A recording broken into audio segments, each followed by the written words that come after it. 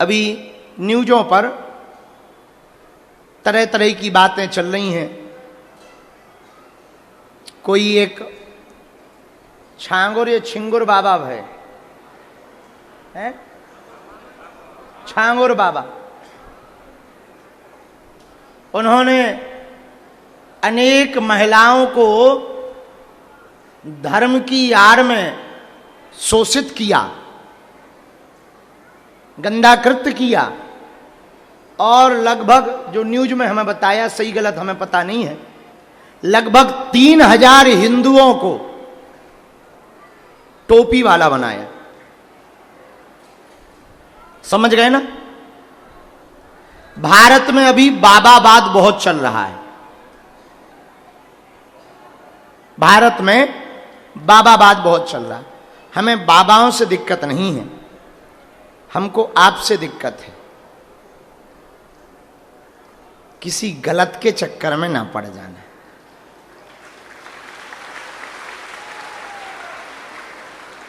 यदि गलत परंपरा, गलत संस्कृति, गलत विचारधारा, गंदी मानसिकता के व्यक्ति के संरक्षण में तुम पहुंच जाओगे और उसकी कुंठित मानसिकता होगी तो वो तुमको भी भ्रष्ट कर देगा। वो तो भ्रष्ट होगा ही होगा, लेकिन उससे सबसे बड़ा घाटा हिंदू धर्म पर होगा, हिंदुओं पर होगा, हमारे संतों पर होगा और तुम्हारी आस्था पर होगा। हमने पहले ही दिन या कल एक बात बोली थी कि भगवान करे सब टूटे पर किसी का भरोसा ना टूटे। यदि एक बार भरोसा टूट गया तो बनाना बड़ा मुश्किल है, चाहे वो कोई भी हो। इसलिए हमारी प्रार्थना है, आप YouTube वीडियो देखो, खूब देखो, पर तुरंत निर्णय मत लो। समझकर, सोचकर, इंतजार करके निर्णय लो। भैया हम तो ये कहेंगे तुम बाबाओं के चक्कर में मत पड़ो, बालाजी के चक्कर में पड़ो। मनुष्य तो धोखा दे ही देता है, आज नहीं कल देगा, कल नहीं परसों देगा। इसलिए तुम बाबा, और हम ये भी कह रहे, इसका मतलब ये नहीं है कि तुम और बाबाओं के चक्कर में ना पड़ो, हमारे में पड़ो, ये अर्थ मत निकालना। मतलब ये भी है कि तुम हमारे भी चक्कर में मत पड़ो। इसलिए हमने, हमारे गुरुजी ने हमको विशेष आज्ञा देकर सन्यासी बाबा ने कहा कि तुम अपनी पादुका का पूजन नहीं कराओगे। तो हमने कल पूछा कारण बताओ, मंत्र तो दिया है हमने, बहुत अच्छी बात हमारे गुरुजी ने बोली।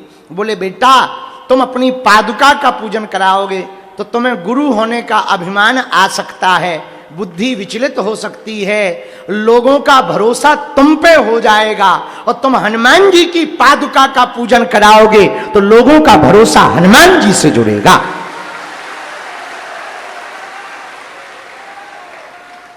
और हनुमान जी से जुड़ेगा तो तुम रहो ना रहो, तुम बैठो ना बैठो, तुम्हारी मति खराब हो जाए, अगला हो जाओ, पगला हो जाओ, भग जाओ, तप जाओ, तब भी बागेश्वर धाम के लोगों का भरोसा नहीं टूटेगा। वो भरोसा दृढ़ बना रहेगा। हमें ये बात बहुत अच्छी लगी। हमने बिना विचार किए कहा गुरुदेव आपने जो आज्ञा दी हम जब तक जिएंगे तन से, मन से, सर्वस्व से आपकी इस आज्ञा का उल्लंघन नहीं होने देंगे। और हमारे गुरुजी फिर बहुत प्रसन्न भये, बोले बहुत अच्छा है। और हमको बहुत खुशी हुई कि इस साल, शायद वो वीडियो आप लोगों ने टीवी पे देखा हो, कि इस साल पहली बार मंदिर से पादुका, आज तक जितनी भी पादुकाएं हैं या तो वो विसर्जित हुई जल में या वो अभी भी समाधि के पास रखी हैं। कभी भी समाधि की हमने फोटो वीडियो जारी नहीं करवाया, गुरु आज्ञा नहीं है। लेकिन कई लोगों ने चोरी छुपके से कुछ फोटो पुरानी हमारी वाली बना दी जब हमें ज्ञान नहीं था। तो पहली बार समाधि स्थल से पादुका उठकर शाही सवारी के साथ यहां पर स्थापित हुई। हमारे शिष्य, बालाजी के शिष्य आप लोग हो, तो परंपरा आप लोगों को चलानी है, इसलिए आज हम एक आज्ञा तुम लोगों को दे रहे हैं। हम भले ही ना रहें, मान लो विदेश चले गए, ऐसा मत समझना गलत कि हमें बिल्कुल ही जाना है, नहीं तो कई लोग बड़ा नाराज होते हैं फिर कि आप ऐसा क्यों बोलते हो। तो हम ऐसा नहीं बोल रहे हैं कि हमें मरना वरना है, अभी तो बहुत काम है, ब्याह व्याह करना है। तो मान लो कोई ऐसा उपद्रव हो गया, मति खराब हो गई, कोई बहुत रुष्ट हो गया, देवता नाराज हो गए, तो हम भले ही ना रहें, आज जितने भी चेला बैठे हैं, हमारी आज्ञा है, ये शाही सवारी और पादुका पूजन की परंपरा हम आज से तुम लोगों को सौंप रहे हैं। और जितने मंडल हैं, यदि तुम वास्तविक जीवन भर के लिए मंडल बने हो, तो एक आज्ञा मंडलों को है, हर वर्ष एक एक मंडल को पादुका की सवारी सेवा करने का सौभाग्य मिलेगा। वही मंडल पादुका वहां से लेकर के रथ को सजवाएगा, वही मंडल झाड़ू की बुहारी करेगा, वही मंडल वस्त्र लाएगा, वही मंडल वापस गाजे बाजे के साथ समाधि के पास पुजारी जी के द्वारा रखवाने ले जाएगा। और वही मंडल सुंदरकांड का, और ये सेवा अगले वर्ष से प्रत्येक मंडल को प्रारंभ होगी, और 3 दिन तक जो मंडल का प्रमुख होगा वो 3 दिन तक व्रत रहकर, केवल फलाहार रहकर, 11 दिन का ब्रह्मचर्य का पालन करके, पीली धोती पीला गमछा पहनकर पादुका की पूजा कर पाएगा। तो हम रहें या ना रहें, ये सेवा की जिम्मेदारी आज से ही बागेश्वर धाम के सेवादारों को। दूसरी बात और सूचना सुन लो। आप लोग ये मत समझना कि हम ऐसी बातें बोल करके कहीं जा रहे हैं। हमारे जाने के बाद इस स्थान पर संपूर्ण रूप से अधिकार किसी एक व्यक्ति का नहीं होगा, सभी सेवादारों का और धाम के शिष्यों का होगा, ताकि प्रॉपर्टी के नाम पर, संपत्ति के नाम पर बागेश्वर धाम की बदनामी पूरी दुनिया में ना जाए। वैसे प्रॉपर्टी के नाम पर कुछ है नहीं है, जितना आता है हम सब झोंक देते हैं जानबूझकर। केवल वही अस्पताल की जमीन कह लो, बाकी जो आता है हम पहले ही फूंक देते हैं, और इतना फूंक देते हैं कि कर्जा में बने रहें, क्योंकि ज्यादा होगा तो बड़े लफड़े होंगे। अस्पताल का काम रह गया है, तो सभी सेवादार और शिष्य इस बात को सुने। आने वाले दिनों में मान लो हम यहां नहीं हैं और धाम पर कोई देखरेख में नहीं है, तो सभी सेवादार, जो समिति हमने ट्रस्ट बना रखी है, उसी ट्रस्ट के अंतर्गत सेवा का संचालन होगा।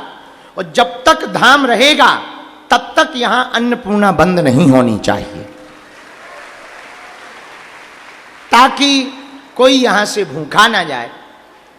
जब तक धाम रहेगा, भगवान की कृपा से हमें भरोसा है, हम और मेहनत करेंगे, जल्दी ही अस्पताल बनवा लेंगे, तो कोई यहां से मरीज निराश ना जाए। जितनी संपन्नता हो उतना उसका इलाज हो सके। तो जितने भी शिष्य मंडल के लोग बैठे हैं, ये दोनों परंपराओं का पालन आज से तुम लोगों को बहुत गंभीरता पूर्वक देखना है।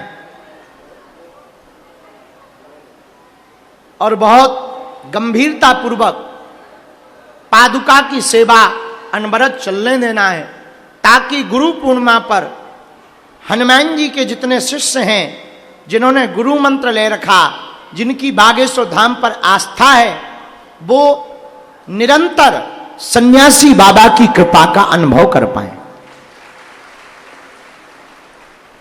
एक बात और बोल देते हैं, आने वाले दिनों में बागेश्वर धाम, वर्तमान में भी आने वाले दिनों में बागेश्वर धाम विश्व की सबसे बड़ी शक्ति का केंद्र होगा, जहां साधना करने वाले, शक्ति प्राप्त करने वाले, अदृश्य चेतनाओं से संपर्क करने वाले हनुमान जी के भक्त, पूरी दुनिया के जितने हनुमान भक्त हैं, उनको हनुमान जी की भक्ति शक्ति का कोई केंद्र होगा तो वो बागेश्वर धाम होगा। इसके लिए इस साल हम नवरात्रि में पुनः 9 दिन की कठोर साधना करके एक, अब वो बताना चाहिए कि नहीं पता नहीं गुरुजी उसको क्या कहेंगे सन्यासी बाबा, पर हम बता देते, यदि कहेंगे तो फिर बाद में ये वीडियो डिलीट करवा दें। आने वाली इस नवरात्रि में हम 6 फुट का विशाल हनुमान यंत्रम स्थापित करने वाले, हमको जो अपने गुरुजी से मिली है चूरन चटनी शक्ति जो भी है, उसकी और बढ़ोतरी के लिए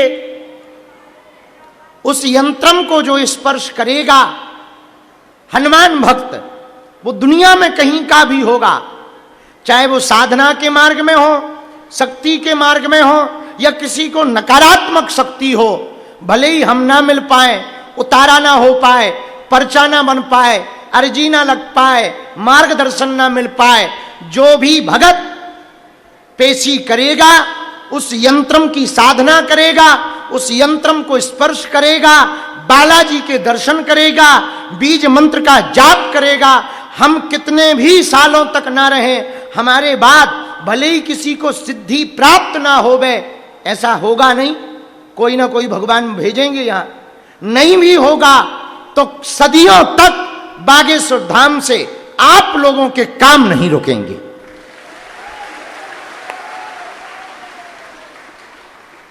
इस बात की व्यवस्था हम इस साल ही करेंगे। इस बार की नवरात्रि 9 दिन की होगी, जो 9 दिन की नवरात्रि होगी, इस बार की नवरात्रि में 9 दिन तक केवल 1-1 घंटे के लिए हम देवी माता की कथा कहने के लिए निकलेंगे, बाकी अंदर रह करके 11 लाख मंत्र जाप हनुमान जी का करेंगे और उस यंत्रम को स्थापित करेंगे। अब वो यंत्रम कब भगवान आज्ञा, गुरुदेव भगवान आज्ञा, गुरुजी ने हमें जो कहा कल गुरु पूर्णिमा पर, सन्यासी बाबा ने, उन्होंने कहा कि ये बातें तुम आज बोल देना, उनकी कही हुई बातें हम आज बोल रहे हैं, गुरु आज्ञा हम आज बोल रहे हैं। इन बातों पर सभी शिष्य मंडल आज से ही गंभीरता पूर्वक चलना प्रारंभ करे, सात्विकता रहे, और हां भयभीत ना होना, मुसीबतें आएंगी, आनी ही चाहिए, तुम डरना मत, भयभीत मत होना, निराश मत होना, टूटना मत, थोड़ा स्वयं भी बलवान बनो, भगवान तुम्हारे साथ हैं, बालाजी का हाथ है। जब तक इस धराधाम पर बागेश्वर धाम है, बागेश्वर धाम के लोगों को कहीं भटकने की आवश्यकता नहीं है। एक अंतिम बात और हम गुरुजी की बोलना चाह रहे। पूज्य गुरुदेव ने कहा, संपूर्ण विश्व के हनुमान भक्तों को